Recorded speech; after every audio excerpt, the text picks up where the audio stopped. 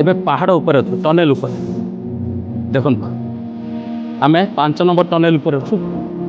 ସେପଟେ କାମ ଚାଲିଛି ଦେଖନ୍ତୁ, ଟନେଲ ନମ୍ବର 6 କାମ ଚାଲିଛି। ଆମେ 5 ନମ୍ବର ଟନେଲ ଉପରେ ଅଛୁ।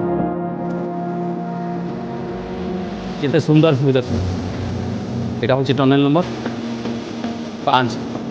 উপরু কেমতি লাগুছে ভিউ সেটা জানিয়া পাই আমি উপরକୁ আসছিলু। কেতে সুন্দর পরিবেশ দেখন্তু, সুন্দর পরিবেশ। মু টিকে পূর্বରୁ কହୁଥିଲି যে টনেল নম্বর 5 ରୁ ট্রেন বাହାରିଲା, টনেল নম্বর 6 ভিতরে পଶିବା ପୂର୍ବରୁ ଯେଉଁ 150 ରୁ 200 ମିଟର ଖୋଲା ଆକାଶ ତଳେ ଟ୍ରେନ୍ ଗଡ଼ିବ, ସେତେବେଳେ এই ପ୍ରାକୃତିକ ସୌନ୍ଦର୍ଯ୍ୟ ଆପଣଙ୍କ ମନକୁ ମୋହିବ। ଆମେ ଟନେଲ ଉପରେ ଅଛୁ, ଅର୍ଥାତ୍ ପାହାଡ଼ ଉପରେ। ଟନେଲ ଭିତରେ ଥିଲୁ ସେତେବେଳେ, ଏବେ ପାହାଡ଼ ଉପରେ, ଟନେଲ ଉପରେ। এই ପାହାଡ଼ ତଳେ ଯାଇଛି ଖୋର୍ଦ୍ଧା ବଲାଙ୍ଗୀର ରେଲୱେ ଲାଇନ୍ର 5 ନମ୍ବର ଟନେଲ। ଦେଖନ୍ତୁ ଟନେଲ ଉପରେ ବି କିଭଳି କାମ ଅଛି, ଟନେଲ ଉପରେ ବି କାମ ଅଛି। ଦେଖନ୍ତୁ ମୁଁ ଟିକେ ଜୁମ୍ କରିଦେବି।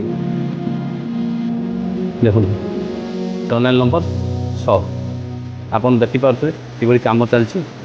ଯେଉଁ ମାଟି ଗଦା ହେଇଛି, ପଥର ଗଦା ହେଇଛି, ଏଇଟା ସବୁ ହଟାଯିବ। ହଟାଇଲା ପରେ ଏଇ ଲାଇନ୍ଟା କ୍ଲିୟର ଦେଖାଯିବ, ଆଉ ଟିକେ ଭିଉ ଆପଣଙ୍କୁ ଭଲ ଲାଗିବ।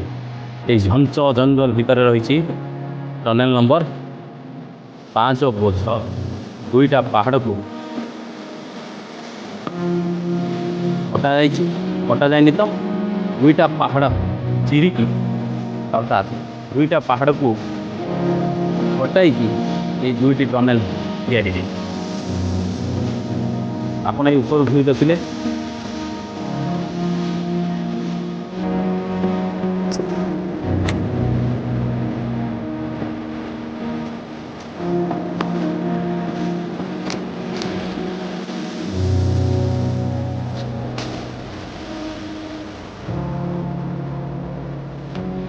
ଆମେ ପାହାଡ଼ ଉପରକୁ ଆସିଥିଲୁ।